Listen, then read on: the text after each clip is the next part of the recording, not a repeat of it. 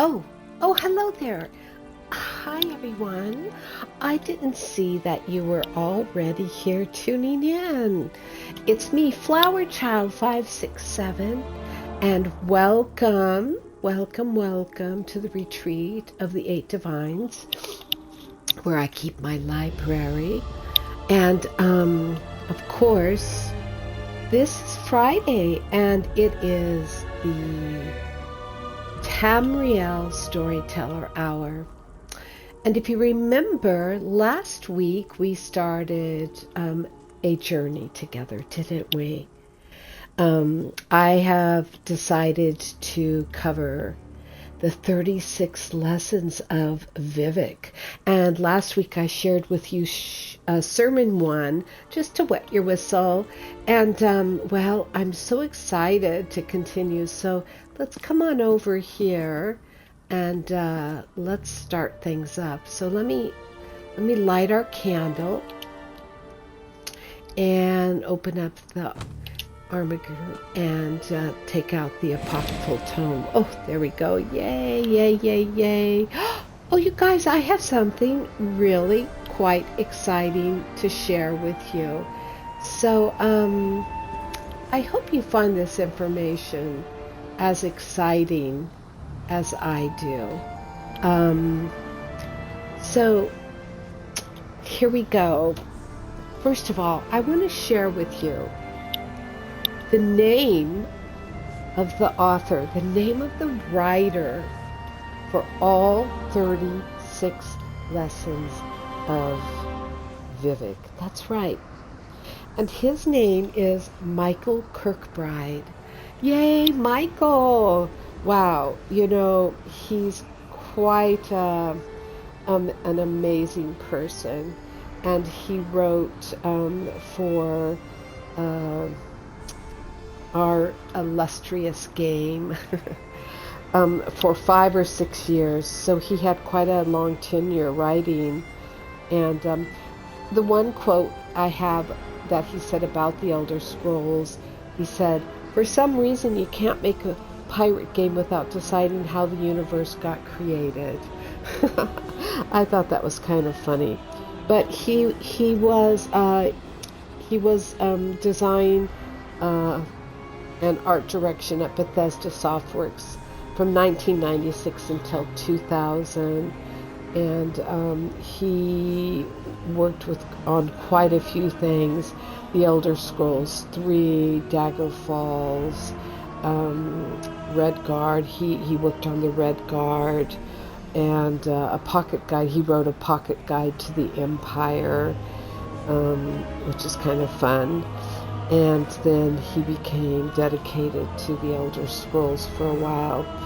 And I think that's pretty cool.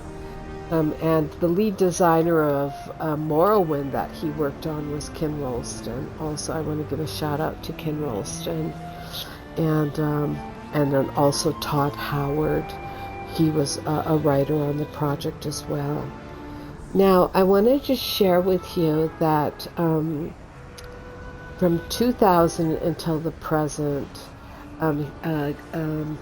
Michael has been contracting different unofficial projects. He moved to California, yay!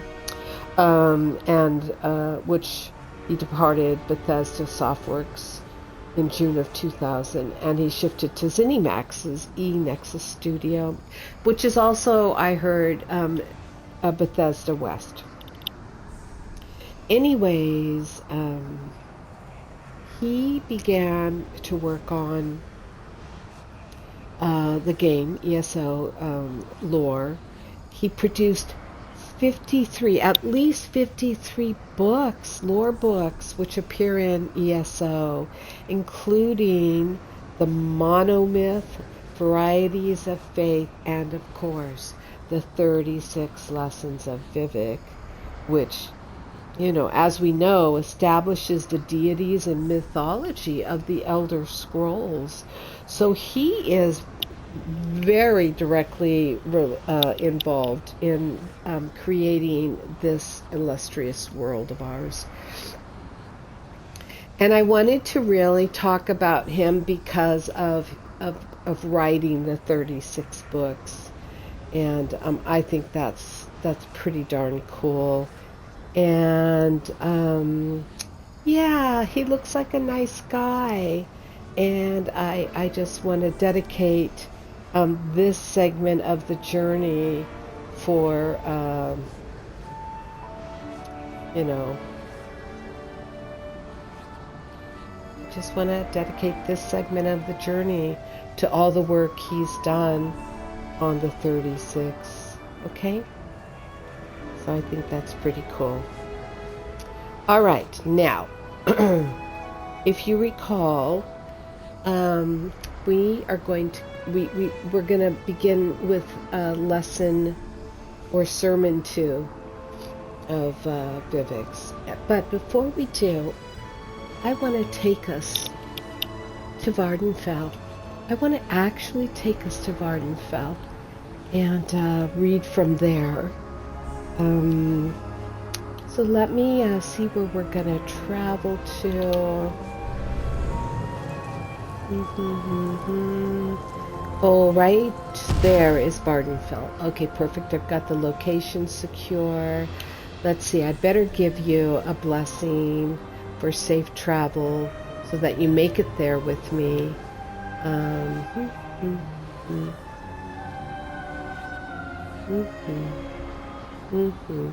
Here we go. Ready? Oops. Going to bestow the blessing on you. I don't have any of my pixie dust with me, so you're just going to have to follow along. And now, let's come over here and open the portal, and then we will head on over.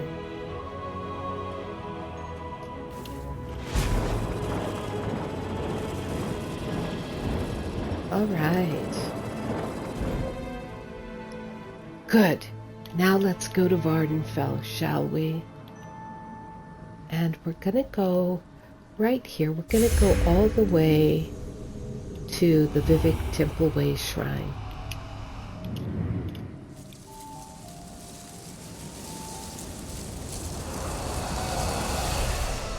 Oof!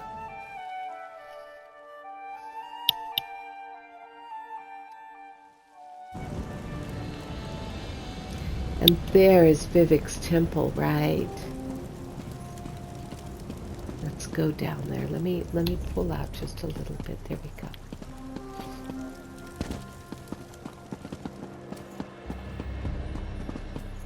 I think this is the highest temple in all of the game. I don't know. I'm just saying that. Oh, look at, they're acknowledging me. Oh, thank you, thank you, thank you. So we're going into Vivecs Palace here in Vardenfell. And I'm going to take a seat right here on the... oh, here's Vivec himself. Oh my gosh. Say hello to Vivec. I usually don't discuss my works in progress, but I know I can trust your discretion. I am currently composing a poem about how friendship endures through hardship. Oh. With so many songs about war and betrayal, we need more that speak to compassion. Oh, isn't that exciting? I wonder if I can sit. I can't sit with him, but I can go stand next to him as I read you his tale. And we can just gaze upon him. All right, here we go. Are you ready? This is in our library, of course. So let's look in our library, our lore book. Remember, I don't have all of these books yet. And I only have 12 out of the 36. I don't have Sermon 2, 3, 4, 5, and 6. So I had to search to find an online copy of them. And so that's why I brought us here for this episode, so that you can gaze upon Vivec as I read to you. But let me see if I can get closer to him. Whoopsie. There we go. All right. Are you ready? Here we go. And this book can be found in Morrowind.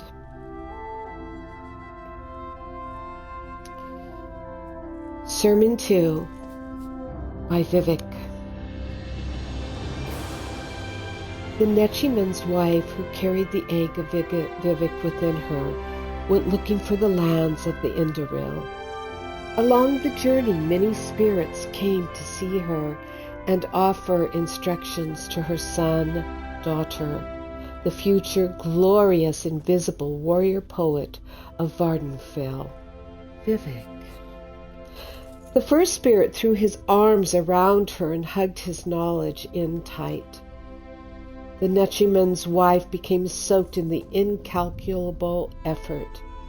The egg was delighted and did somersaults inside her, bowing to the 5 corners of the world and saying, "Thus whoever performs this holy act shall be proud and mighty among the rest." The second spirit was too aloof and acted above his station, so much that he was driven off by a headache spell. And the third spirit, at Hator, came down to the Nechiman's wife while she relaxed for a while under an emperor parasol. His garments were made from implications of meaning, and the egg looked at them 3 times. The first time, Vivec said, "Ah, it means nothing." After looking a second time, he said, "There might be something there after all." Finally, giving at Hator's garment a sidelong glance, he said, "Amazing, the ability to infer significance in something devoid of detail. There is a prophecy and proverb," at Hator said, and then he left. The fourth spirit came with the fifth, for they were cousins. They could ghost touch and probed inside the egg to find its core. Some say Vivec at this point was shaped like a star, with his penumbra broken off. Others that it looked like a revival of vanished forms. "From my side of the family," the first cousin said, "I bring you a series of calamities that will bring about the end of the universe."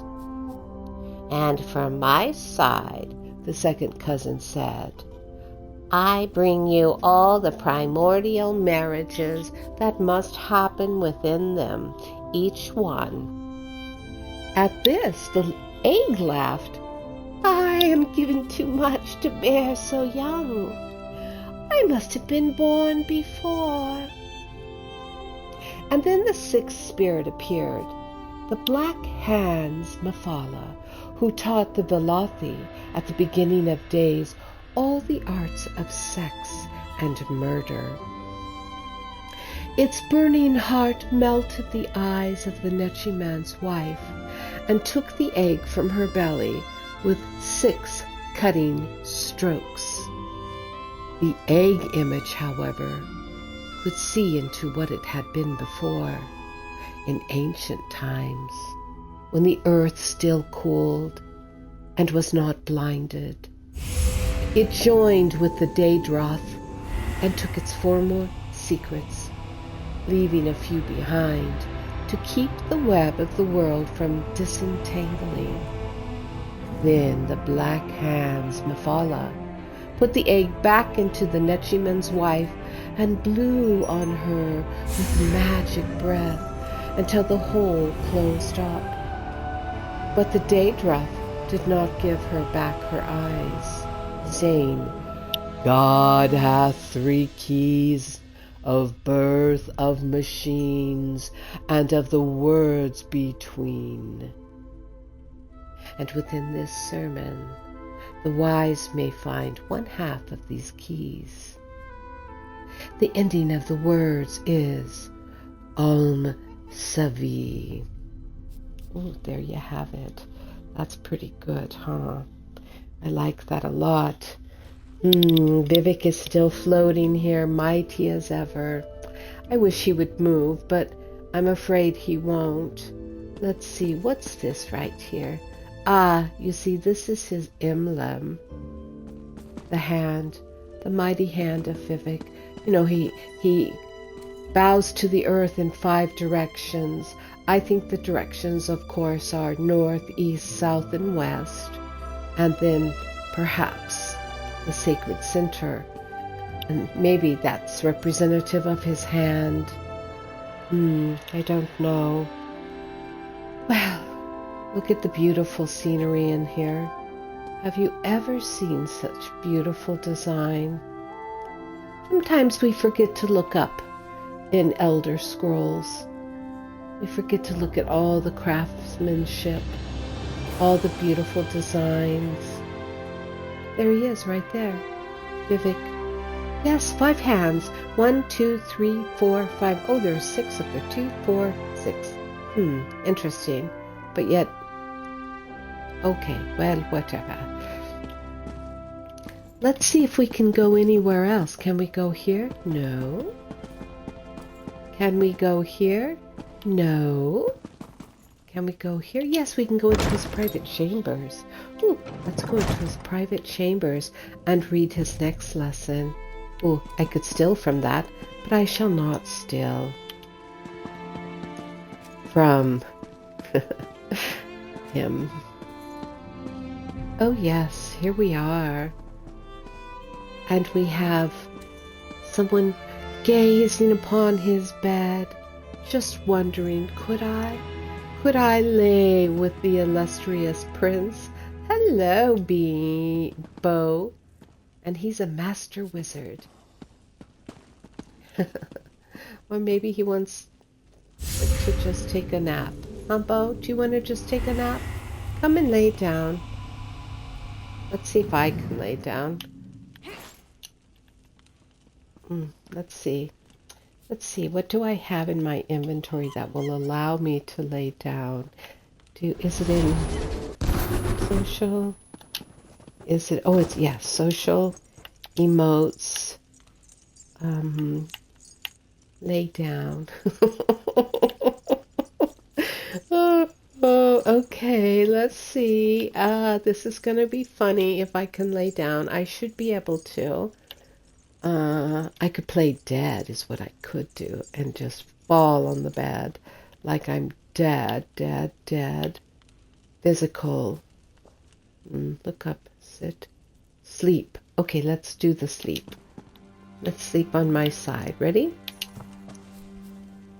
There we go. I'm sleeping on Vivec's bed. How lucky I am. Sleeping, and Bo is standing there. Well, let's go on to our next book, shall we? That's hilarious. Okay. The Elder Scrolls. Let's see. Sermon 3, written by Vivec. This book is also found in Morrowind. A series of words of wisdom, of course, relating to Vivec. Being blind, the Netchiman's wife wandered into a cave on her way to the domains of House Tamriel. It so happened that this cave was a Dwemer stronghold. The Dwemer spied the egg and captured the Netchiman's wife. They bound her head to foot and brought her deep within the earth. She heard one say, "Go and make a simulacrum of her and place it back on the surface, or she has something akin to what we have, and so the Velothi will covet it and notice if she is too long away." In the darkness, the Netchiman's wife felt great knives try to cut her open, and when the knives did not work, the Dwemer used solid sounds, and when those did not work, great heat was brought to bear. Nothing was of any use, and the egg of Vivec remained safe within her. A Dwemer said, "Nothing is of any use. We must go and misinterpret this." Vivec felt that his mother was afraid, and so consoled her. "The fire is mine. Let it consume thee, and make a secret door, at the altar of Padhome, in the house of Boet Haiha, where we become safe and looked after. The old prayer made the Nechimen's wife smile and begin such a deep sleep that when the Dwemer Atronox returned with cornered spheres and cut her apart, she did not awake and died peacefully. Vivec was removed from her womb and placed within a magical glass for further study. To confound his captors, he channeled his essence into love, an emotion the dreamer knew nothing about. The egg said, "Love is used not only as a constituent in moods and affairs, but also as the raw material from which relationships produce our later exasperations." Regrettably fashioned restrictions, riddles laced with affections known only to the loving couple, and looks that linger too long. Love is also an often used ingredient in some transparent verbal and non-verbal transactions where, eventually, it can sometimes be converted to a variety of true devotions, some of which yield tough, insoluble, and infusible unions. In its basic form, love supplies approximately 13 draughts of all energy that is derived from relationships. Its role and value in society at large are controversial. The Dwemer were vexed at these words and tried to hide behind their power symbols. They sent their Atronox to remove the egg image from their cave and place it within the simulacrum they had made of Vivec's mother. A dreamer said, "We dreamer are only aspirants to this that the Valathi have. They shall be our doom in this, and the 8 known worlds, Nern, Lacan, Rakat, Tinder, Kinrit, Akat, Mahara, and Junol. The secret is doom within this sermon." And the ending of the words is Om Sivi. Very interesting. Let's see what's going on. Do I have anybody else sleeping? Oh, well, there's the Jupiters right there. Oh, I'm going to wake up now. That's an abysmal champion right there. Come to pay homage to me. For as I share Vivec's sermons, I am his mouthpiece, so to speak. Let's see, where shall I go now? Is there any place I can go? Let's see, where does this lead me? Nowhere. Nowhere. Let's see where else we must go to in his palace.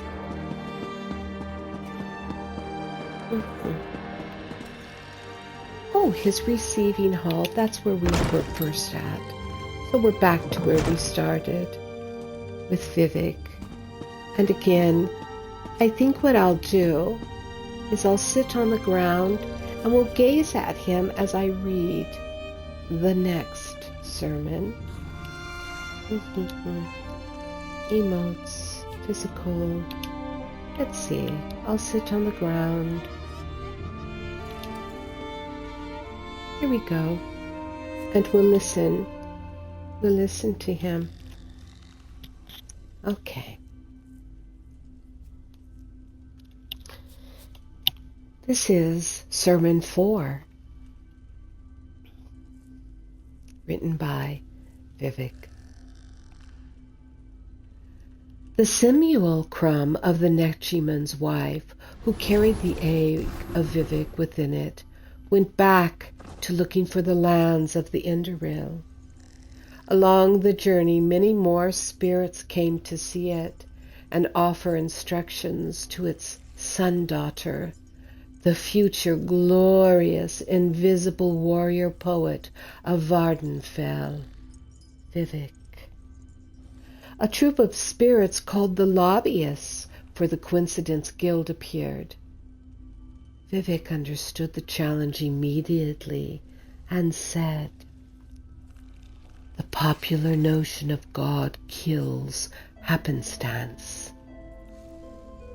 The head of the Lobbyists, whose name is forgotten, tried to defend the concept's existence. He said, "Saying something at the same time can be magical." Vivec knew that to retain his divinity that he must make a strong argument against luck. He said, "Is not the sudden revelation of corresponding conditions and disparate elements that gel at the moment of the coincidence one of the prerequisites to being, in fact, coincidental? Synchronicity comes out of repeated coincidences at the lowest level. Further explanation shows it is the utter power of the sheer number of coincidences that leads one to the idea that synchronicity is guided by something more than chance. Therefore, synchronicity ends up invalidating the concept of the coincidental, even though they are the symptomatic signs that bring it to the surface. Thus was coincidence destroyed in the land of the Velothi. Then an old bone of the earth rose up before the simulacrum of the Netchi man's wife and said, "If you are to be born a ruling king of the world, you must confuse it with new words. Set me into pondering." "Very well," Vivec said. "Let me talk to you of the world which I share with mystery and love. Who is her capital? Have you taken the scenic route of her cameo?"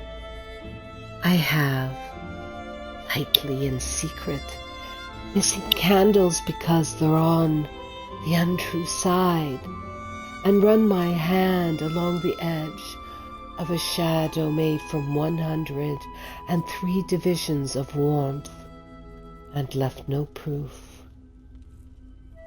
At this the old bone folded unto itself 20 times until it became akin to milk, which Vivec drank, becoming a ruling king of the world.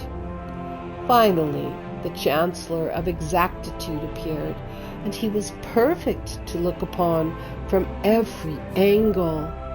Vivec understood the challenge immediately and said, "Certitude is for the puzzle box logicians and girls of white glamour who harbor it on their own time. I am letter written in uncertainty." The Chancellor bowed his head and smiled 50 different and perfect ways all at once. He pulled the astrolabe of the universe from his robe and broke it in half, handing both halves to the egg image of Vivec. Vivec laughed and said, "Yes, I know. The slave labor of the senses is as selfish as polar ice and worsens when energies are spent on a life others regard as fortunate. To be a ruling king, I will have to suffer much that cannot be suffered, and to weigh matters that no astrolabe or compass can't measure. The ending of the words is Om Savai. Yes, that's a nice one. I liked that one. I like that he's teaching all about love. I think that's one of the wonderful things about Vivec, that he teaches all about love. Okay, soon we're going to read Sermon 5. Let's see if we can find another area of his home. That's his private chambers. Oh, and that's his private chambers.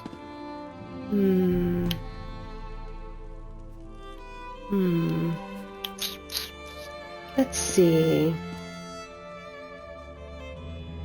Let's go up. Well, nope. I guess we'll go.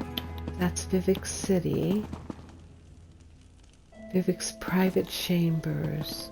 Okay, let's go out to the palace and stand and look upon Vardenfell as I read this next one.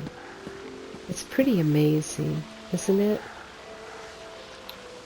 Look at this city. I am going to go into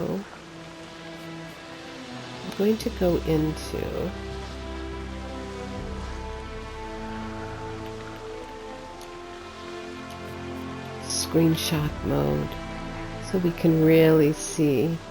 This city was built for him and his palace. All right, so are we ready? We're continuing with Sermon 5 by Vivec.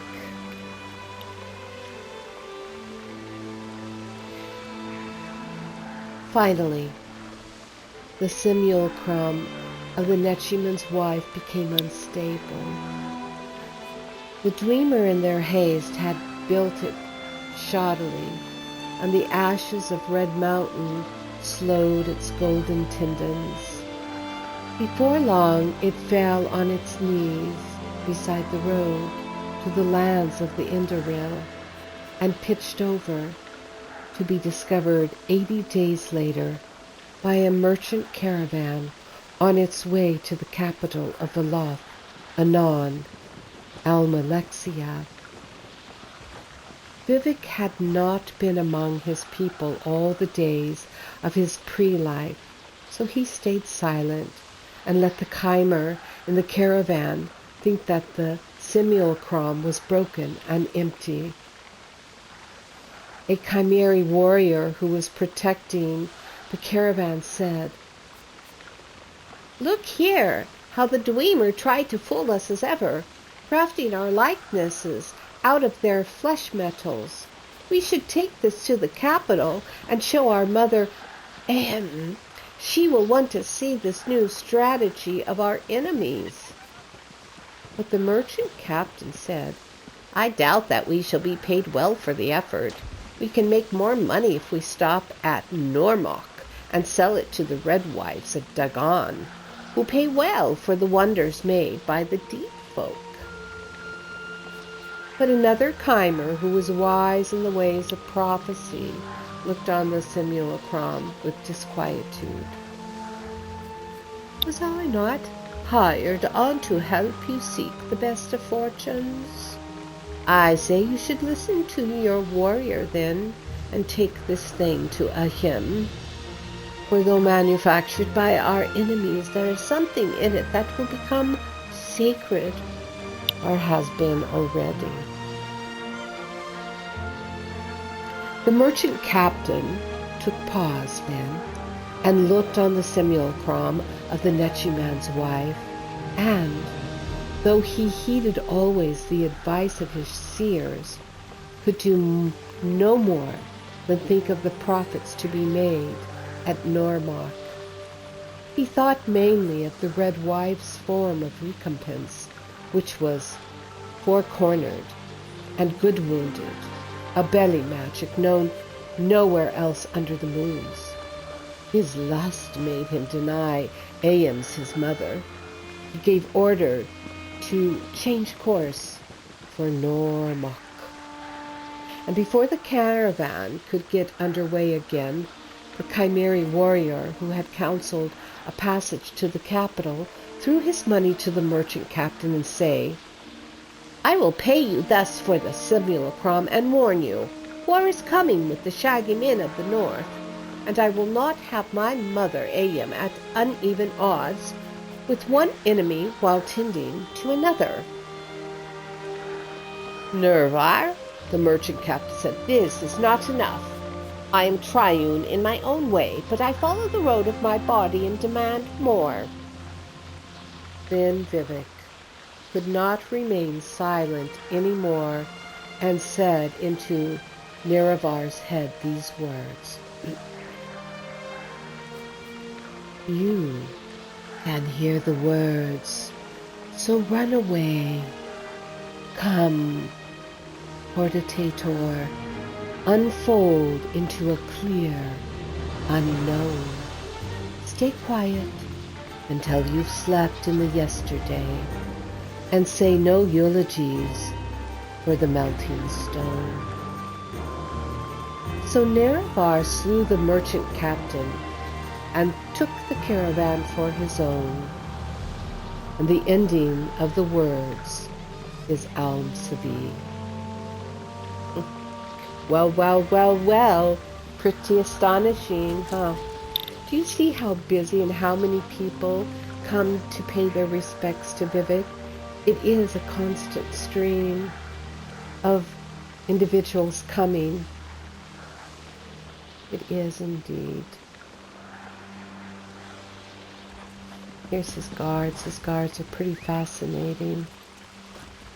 All right, let's go back in and again sit at the feet of Vivec as we read lesson number 6.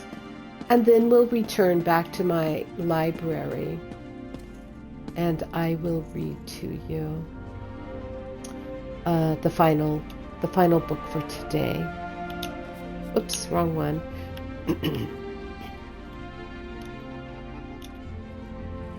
Physical, let's see. Let's see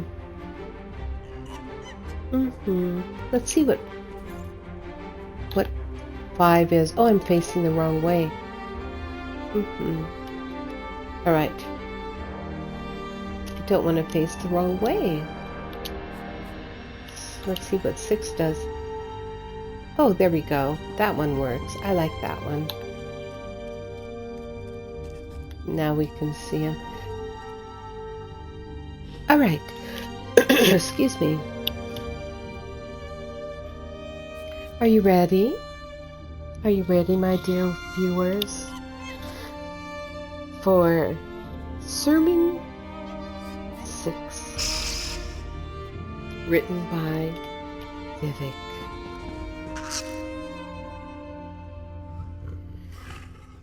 You have discovered the 6th sermon of Vivec, which was hidden in the words that came next to Portator. There is an eon within itself that, when unraveled, becomes the first sentence itself of the world. Mephala and Azura are the twin gates of tradition, and Boethia is the secret flame.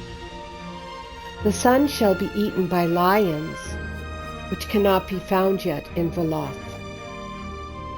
6 are the vests and garments worn by the suppositions of men. Proceed only with the simplest terms, for all others are enemies and will infuse you. 6 are the formulas to heaven by violence, one that you have learned by studying these words. The Father is a machine, and the mouth of a machine. His only mystery is an invitation to elaborate further. The Mother is active and clawed like a Nyx hound, yet she is the holiest of those that reclaim their days. The Son is myself, Vivec, and I am unto 3, 6, 9, and the rest that come after, glorious and sympathetic, without borders, utmost in the perfections of this world, and the others, sword and symbol, pale like gold.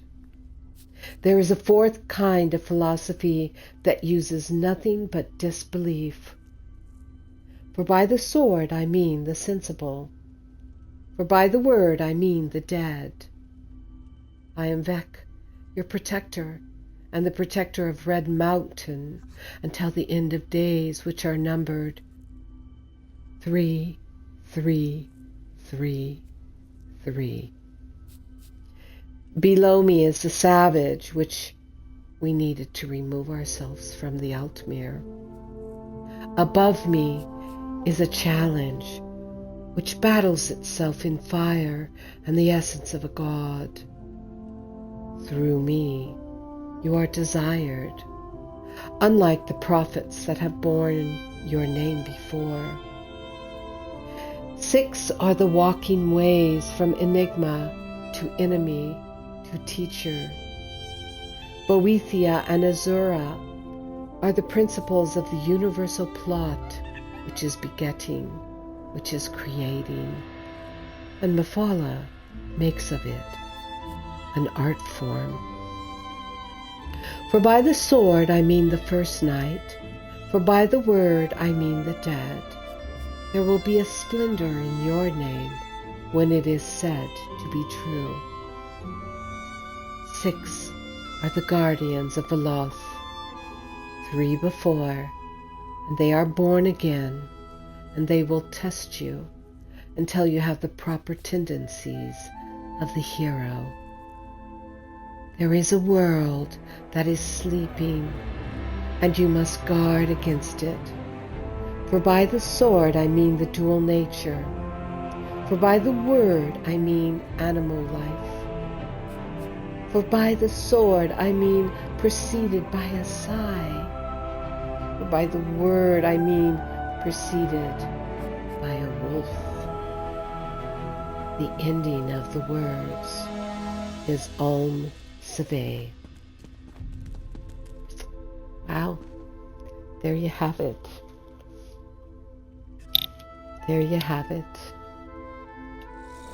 Thank you, Vivec, and of course, I shall be returning to you. All right, my dear friends, let's gaze one more time upon this image up here. He just told us the meaning behind the 6 hands. And I just read to you, so hear that again. I just read to you Sermon 6. So that's a very important sermon because it gives us the meaning behind his 6 hands. Why his hand is so important and seen as his main symbol. Okay, come with me, my friends. We're going back to my retreat of the 8, but I need to find it here on my celestial orb. Right there it is. Yes. Boom. We got it. Okay, and then come close again so I can give you the blessing before we travel. Closer. Closer. There you are. You ready? Okay, now let me give you the blessing. Whoops, not like that, silly. All right, here we go.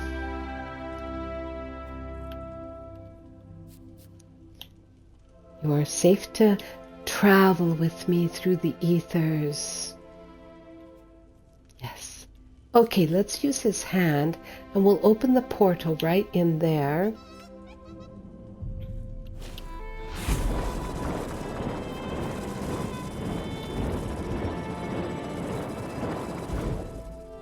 Wonderful. Now let's travel as we go back, back, back.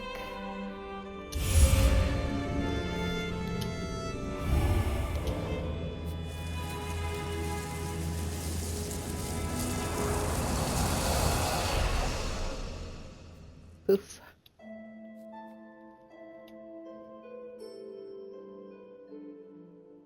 I'm going to sit in the garden and read to you the final lesson for today. Lesson number 7. Excuse me.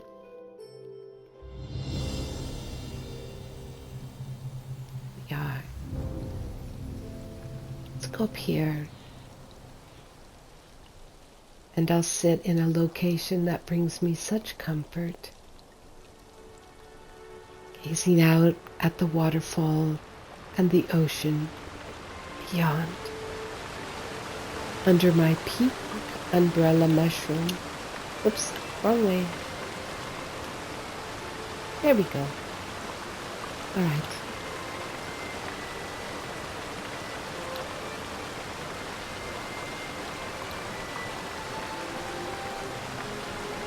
Okay. Now,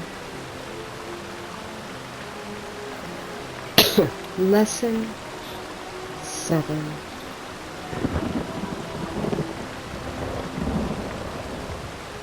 By Vivec.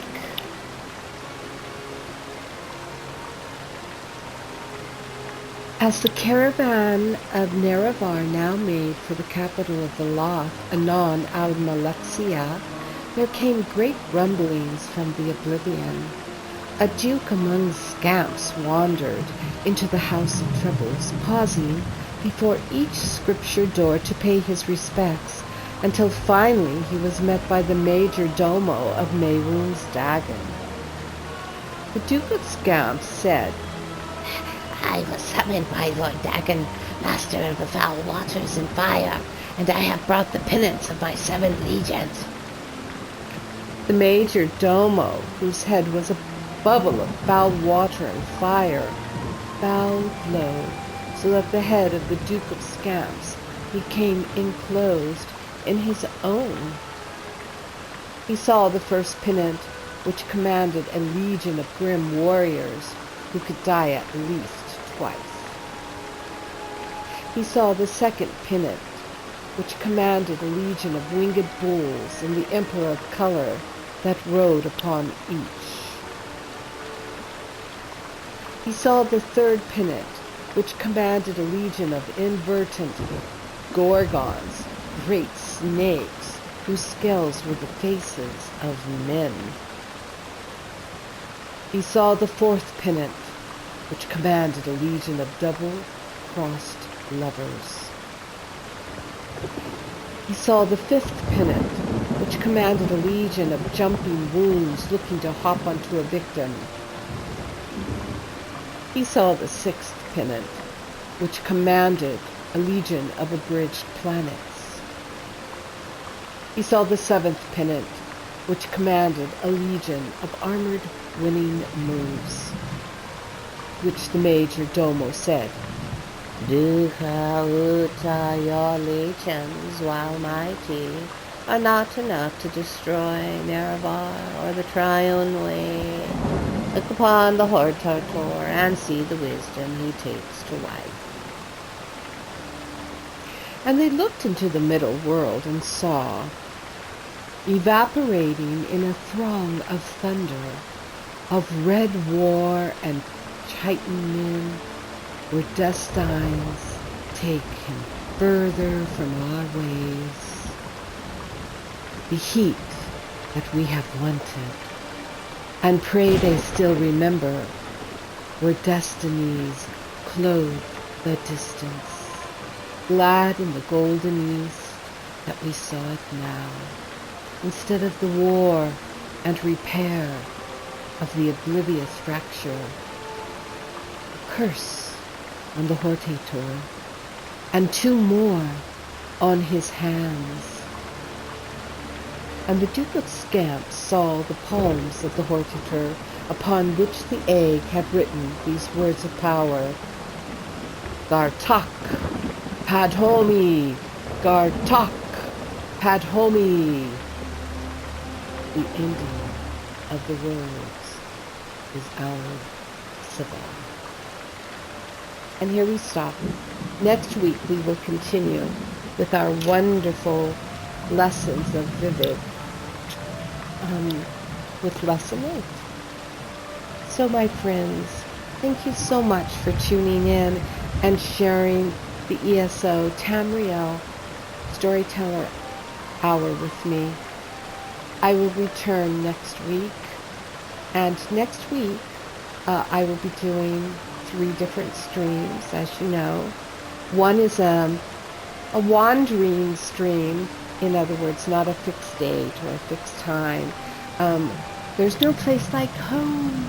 My new stream, which showcases houses and creators, special guests here in Elderscrolls Online.